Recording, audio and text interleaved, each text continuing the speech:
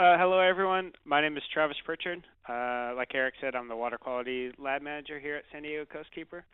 A little bit of background on me is before I started working here, I was doing agriculture water quality up in Northern California, and I waded through one too many chest-high deep pits of dairy cow manure settling ponds and decided I had enough for agriculture and I wanted to get into urban water quality. So I came down here to San Diego Coastkeeper where I joined up with the water quality monitoring program, which I now run, and I'm going to be giving some highlights of the program.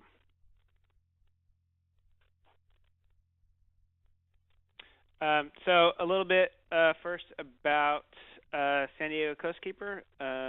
We aim to protect and restore fishable, swimmable, and drinkable waters in San Diego County. I know many of you will recognize that phrase, fishable, swimmable, and drinkable water from the Clean Water Act.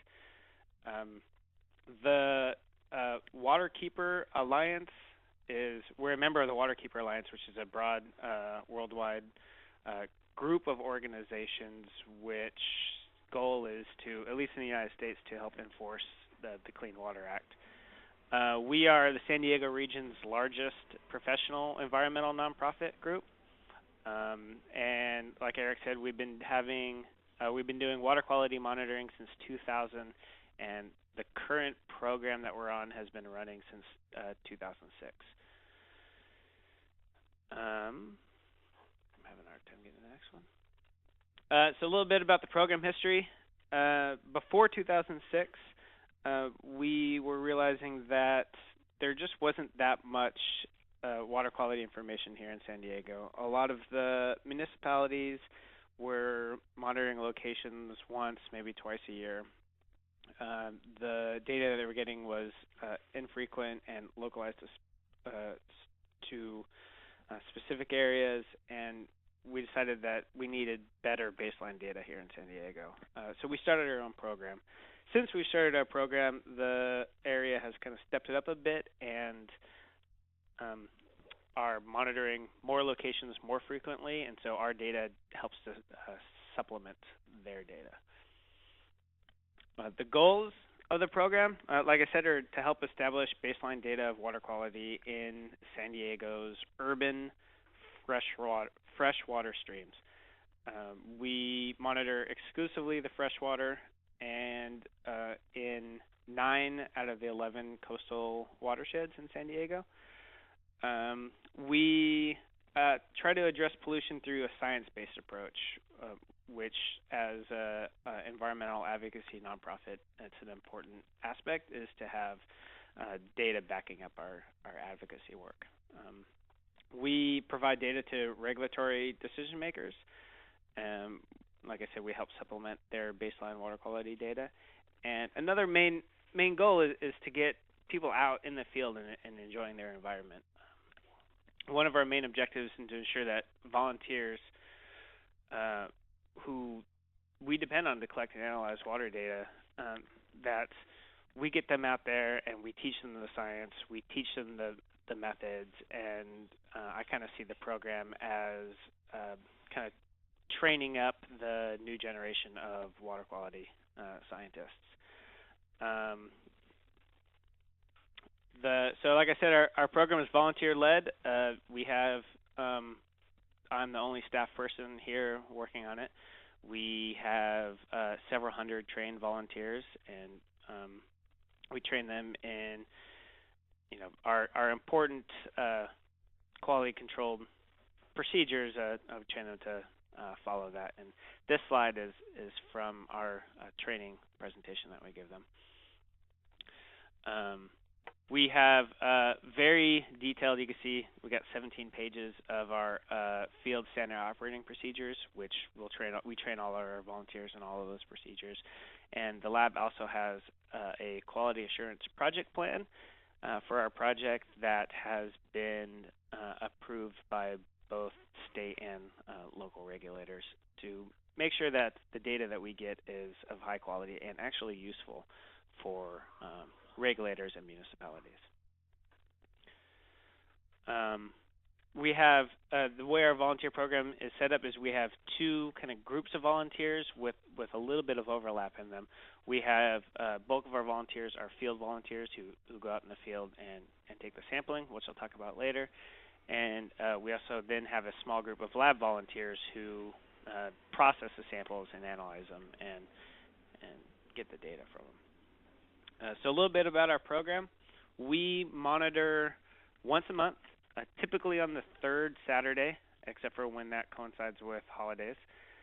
And like I said, we sample in 9 out of the 11 coastal watersheds. And you can see that from this map here, you can see that most of our locations are centered on the western portions of our county.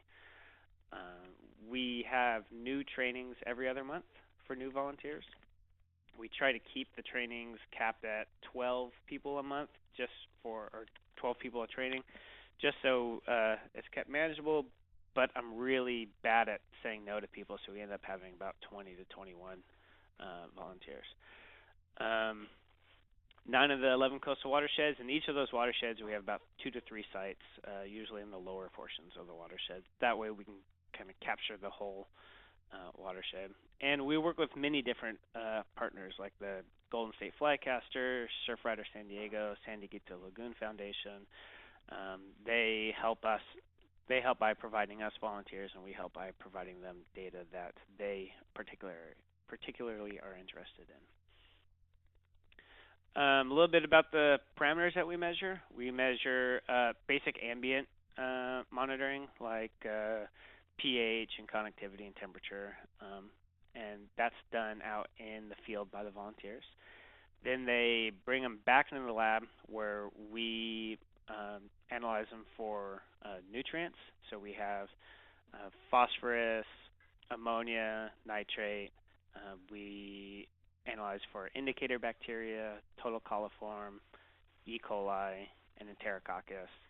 And occasionally we'll do toxicity, which we work with a group here out of San Diego that has a dinoflagellate-based toxicity measurement where we measure the decrease in light output, and that correlates to roughly correlates to toxicity. And then we send the data out for metals analysis. And a little bit later, I'll get into how we do all these analysis. I touched on this a little bit. This is some use of our data, how we use our data. Once it's analyzed and passes through our QA/QC checks, it gets entered into a database. We have an access database that holds all of our data that we collect, and that's useful because it enables us to do some analysis on it, but also to format it in different ways for how we need to share it with our partners. We also submit our data to CDIN, which is a California state database. It's kind of like a replacement for the SWAMP database. And also, we don't quite have, we're working on a application to put the data on our web, which is mostly finished, and I'll get talking about that a little bit later. We also share our data with the local decision makers. We submit our data to the state and regional water quality control board, who use the data to help with their 303D listings. We share the data with all the different municipalities here in San Diego County, and they use it for their reports. And also we publish watershed reports, which then get sent out and made public. So talk a little bit about the training. These are some slides from our trainings that we do every other month with new volunteers. We introduce our new volunteers to the science and policy surrounding clean water in San Diego County. We teach them about watersheds and other aspects of the hydrological cycle, kind of what we mean when we say watershed, where the water comes from. And San Diego, our rivers we're an awfully urban environment. So a lot of people don't quite see our rivers as rivers, and we help to show them that and how it fits into the greater San Diego situation. We, here in San Diego, the #1 cause of water quality problems is the impact of urbanization. So we talk about that. We show them how urbanization impacts the watershed. This slide here is what we use to show the process by which installation of impervious surfaces alters the hydrologic cycle. And then we contrast this with pictures from San Diego taken out in the field that illustrate stream bed cutting, erosion, kind of. This is the how, and then we show the effects of it. We also get into we teach them all of the different constituents that we monitor and why we monitor them, why we care about them. So this slide here is an example of our bacteria. Well, when we're talking about bacteria, we talk about sources. We talk about, bacteria is not only disease causing, but here in San Diego, since we rely so heavily on our beaches, it has huge economic and social costs for us. We teach them about, basics of quality control, how to get good data, and we stress these three items here: consistency, completeness, and attention to detail. Our sampling procedure utilizes the clean hands, dirty hands method that USGS and EPA call for metals analysis mostly. It's a little bit of an over-the-top method. You have to have two people handing each other bags and bottles and such. But the idea is it limits contamination, but more importantly, it forces the volunteers to be extra aware of their actions when they're out there. Because we have this kind of complicated process, it's harder to kind of get lazy with it, and you have to really pay attention to what you're doing, which helps us ensure that the data that we get is of high quality. And then we go into a little bit of the policy of the Clean Water Act and the policy surrounding the San Diego region's regulatory bodies. We talk about the Port of Cologne and the Clean Water Act requirements. We talk about, what is the process for identifying and cleaning up water. We talk about TMDLs. I believe this slide here, this is the Clean Water Act kind of method of how we get clean water. And so this shows the volunteers where they're contributing to the process. And you can see in this flow chart here, all of everything eventually leads back to monitoring, and so this really helps put the context of what the volunteers are doing here. Some methods of how we do it. Sampling is done, like I said, using clean hands, dirty hands technique with the bottle. This here is a picture of our volunteer. We strap all the bottles to poles and try to sample from the middle of the stream. After samples collected, a split of the sample gets filtered out in the field, where and this filtered water is what we use to analyze for nutrients and dissolved metals, since we're interested in the dissolved fraction. You can see here we have these little hand pumps that pull a vacuum in the bottle, and then we have a filter inside of this apparatus right here. After the sample collection is done, we monitor conductivity, dissolved oxygen, and pH, and we strap the probes to this little, this is the same pole that we use for sampling, and we stick that right in the middle of the stream. This person here in this picture, she's actually a high school student, so that I think this helps show the range of volunteers we have. We have all the way from high school up into retired folks. In the lab, we use the IDEX testing kits. The ColiSure and EnterAlert help us get the total coliform, E. coli, and Enterococcus. This method is accurate, repeatable, and easy for the volunteers to use, but also the glowing positive results just look cool, which helps engage the volunteers a little bit. The nutrients are measured using Hawk TNT nutrient tests. This is an example of ammonia. it's you can see from this picture that, well, I'll let you guys guess which one comes from the Tijuana River um, in this picture. Dissolved metals get sent out to a partner at a university, local university that we have, where the ICP-MS quantifies the dissolved metal content for us, and then we get reports back from them.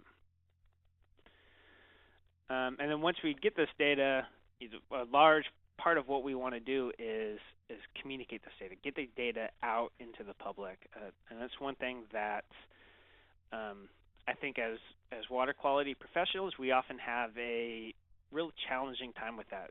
Getting people to care about it, and then secondly, actually communicating. Well, what are we finding? What are the problems? This is the data portal that I was talking about a minute ago. This is not quite live yet, but hopefully we will be able to get this up on our website in a few months. And I just want to tell you how it works.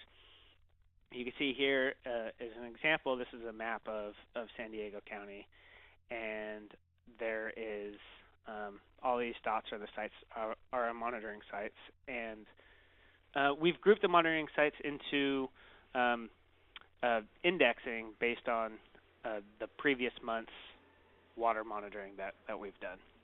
And so you can see we have everywhere from excellent to poor scale, and this view right here lets the user kind of see where the problem areas are.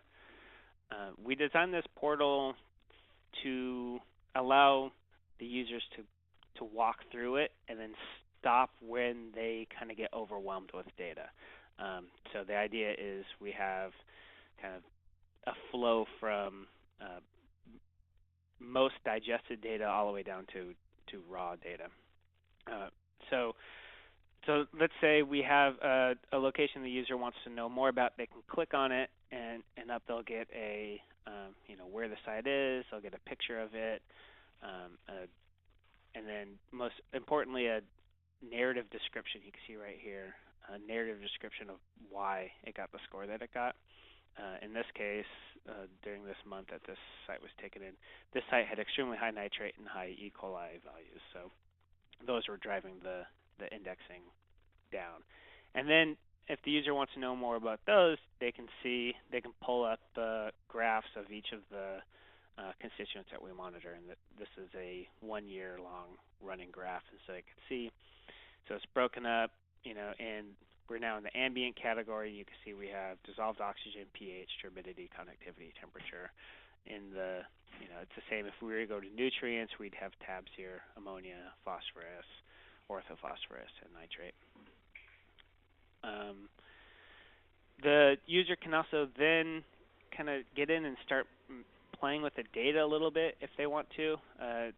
They can choose which constituent they want to look at. They can add multiple sites. They can look at multiple dates. And so this is kind of set up for the more advanced user who has their own questions and wants to look at the data themselves. And what you don't see, I think this is the last slide, what you don't see here is there will be a link at the bottom right here to download a table of all of our data. So if you want to do more advanced analysis, it's just real easy to pull the data yourself.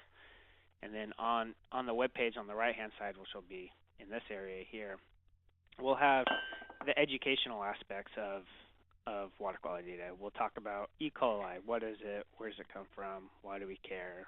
What impacts does it have on the environment? That way the user can kind of teach themselves.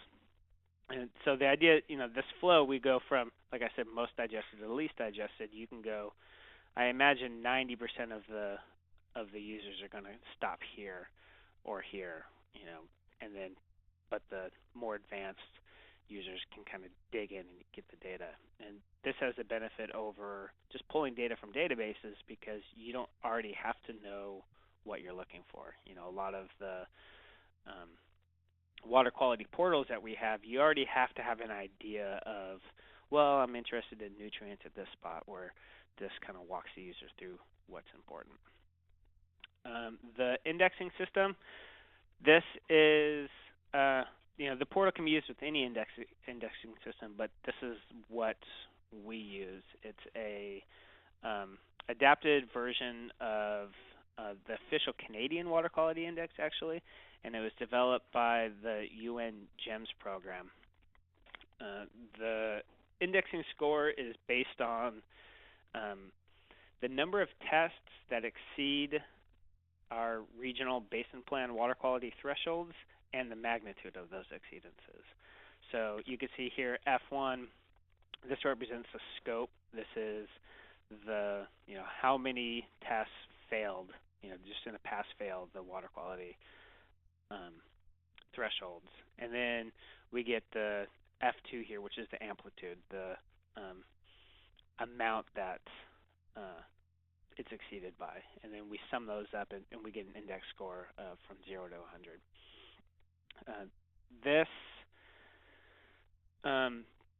This process is good because we have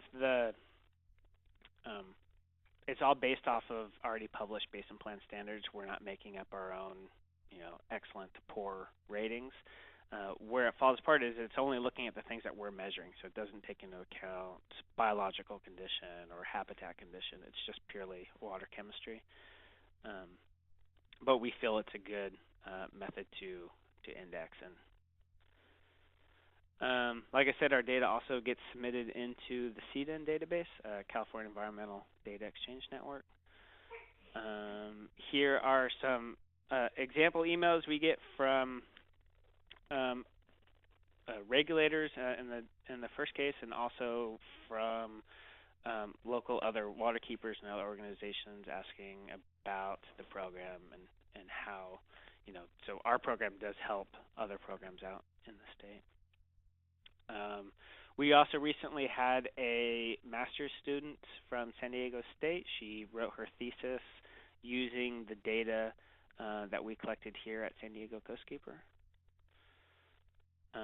We also hold here's an example of some outreach events that we have. I think this is a better illustration of those outreach events where we actually go out and we help teach kids and the public, what it is that we do in water quality world. Some success stories of our program. From 2008 to 2012, which is where we really started keeping good track of our volunteers, we've trained almost 700 community members in water quality issues and policy and all that. One interesting aspect is we currently have 55 new volunteers already signed up for training up through May. Since our training months keep getting booked up, we keep having to push people back, and I think this illustrates how much need there is in the community for people. People are really interested in these issues. We've collected and analyzed about over 1,200 water quality samples since then, and the program's also performed rapid trash assessments and bioassessments at different sites, and we will be continuing that in the future. This is a picture taken by one of our volunteers from the large sewage spill that happened during the region-wide blackout here we had in San Diego. There were 2 pump stations that failed during the blackout and discharged sewage into the creeks. The local regulators were they went out and looking for the spill, but they didn't find it, and it was our volunteers that found it. Like I said, 2 sewage spills, 3.5 million gallons of water into this one creek, and authorities just thought the sewage went straight to the ocean and didn't back up, but we found it backing up in a creek. Here's some press we got. You can see here this one here on the left. This is from the local Union Tribune paper, and you can see they even utilized the photo that our volunteers took for their story. And this is a story written based off of what we found also, and how the sewage spill was lingering in the creek, and we were documenting its effects and communicating. And so the success story is due to our monitoring and due to our public outreach tied with it. San Diego has agreed to put in the generators that were needed at these pump stations. I think this is my last slide. I kind of powered through this. Next steps are we're going to be using a monitoring to try to find and fix stormwater problems. We so far for the past 12 years we've been just trying to establish baseline conditions, but now that that's kind of locked in, we're going to be trying to take that out and using GIS-based pollutant tracking and go out and find the source and see what we can do about it. We're also integrating into the local Southern California BITE program in the marine debris study. We're going to be integrating our trash assessments with other local Southern California people and trying to get a more regional assessment. And that's it. Sorry, it's supposed to take 45 minutes, but I think we did it in half an hour. So, anyone have any questions? Thanks, Travis. Yeah, sorry, that kind of went fast. That's okay. We do have a question via chat. I'll read it out to you, okay? Sure. Okay. You mentioned there are high school student volunteers, but are younger students allowed to volunteer if they participate with their parents or chaperone? Yes. I think the youngest volunteer we have currently is 10 years old. That volunteer is part of a family. It's a mom, dad, older brother, and younger sister. And they, about every 3 months, they come out, and that's how they spend their Saturday morning as a family out water monitoring. So we say, like, if you're under 14 or so, we like to have a parent with you, but otherwise it's open to the community. Like I was saying, one of the goals here is to kind of train the next generation of scientists and get them excited and demystify the science of it. And we're real popular with the kids. Thank you. If you have a question for Travis, you can send it via chat. You can also unmute your phone by just pressing *6.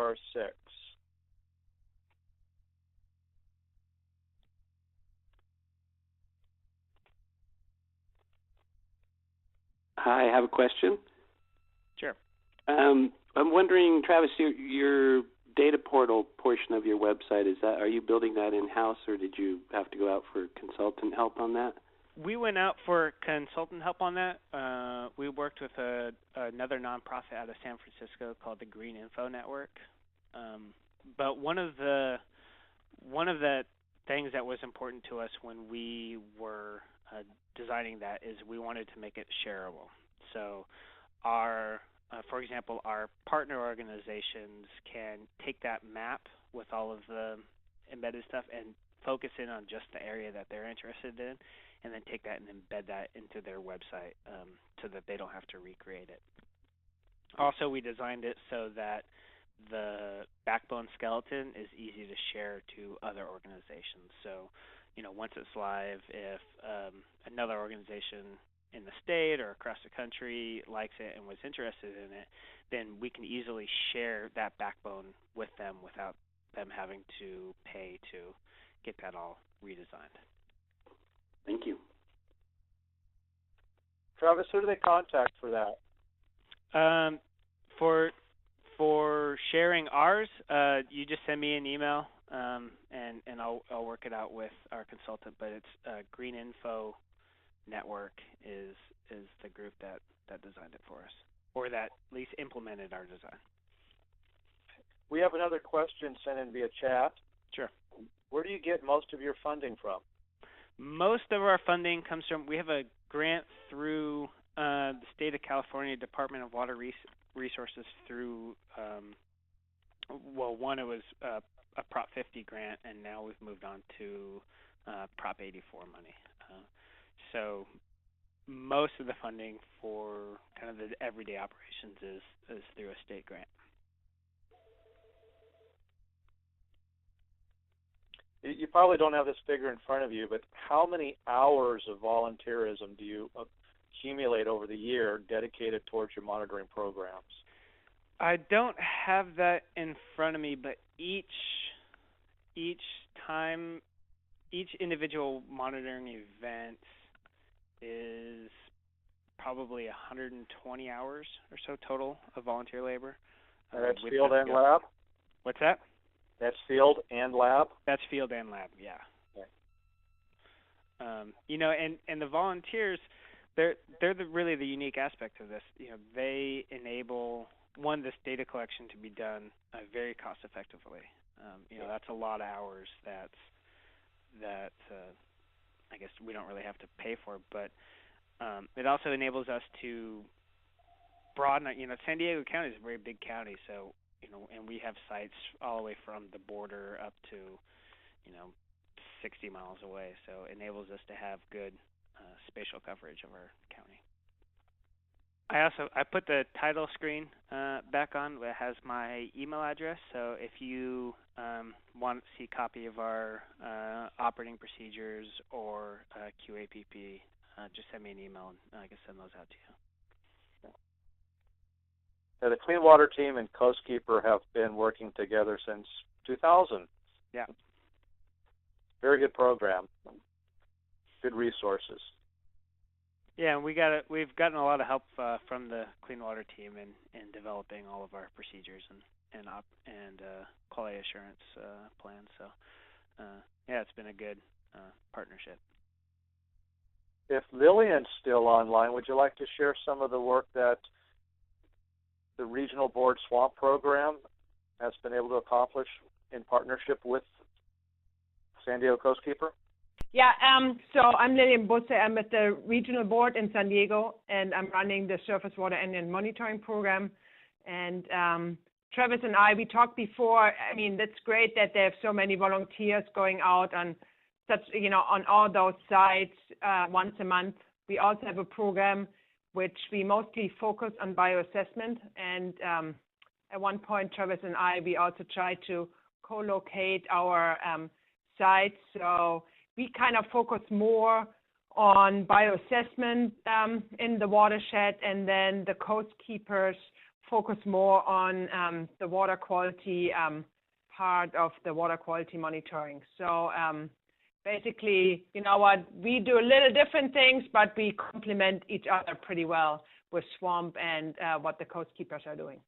And we're also starting up our own volunteer-based bioassessment program, and we've been starting to work with Lillian and other folks around the state to make sure that our bioassessment program fits in well with other programs, and that, like I said, produces usable data, and that's useful. Yeah, and I'm very excited that all the Coastkeeper data will make it into CEDN. All the Swamp data in CEDN as well, so it's great that all the data get together into CEDN. We do have another question that's come in via chat. How much of San Diego Coastkeeper's water quality data is being shared with or used to evaluate the effects of water quality on the local marine protected areas? We haven't really connected those two areas yet, the inland with the marine protected areas. That's something that we've been looking into for a while, but haven't quite figured out where that nexus is yet. One of our volunteers has just started a graduate program, and she's looking at marine protected areas, and so I hope something will come of that, and she can kind of help guide us into what's needed out there.